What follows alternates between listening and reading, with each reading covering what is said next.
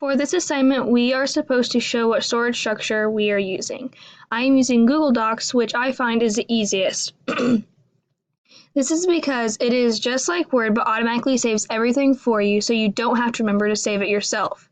As you see here, this is a Google Docs, and if you click New right here, this is where you will find where you can create a new folder, new Word document, sheets, PowerPoint, whatever you need. And once you choose one, so I'll click this one, you can start working and it will save it automatically.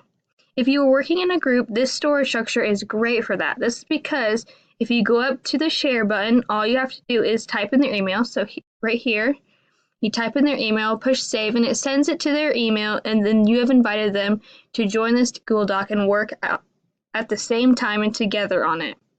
Once you are done with the assignment, you can also move it to a specific folder. So right here, you can right-click, push Move to My Drive, and then choose a folder and push Move here, and then your documents are all in one folder like mine show, EDCI 270. This is a very easy storage structure to work with, and I love it.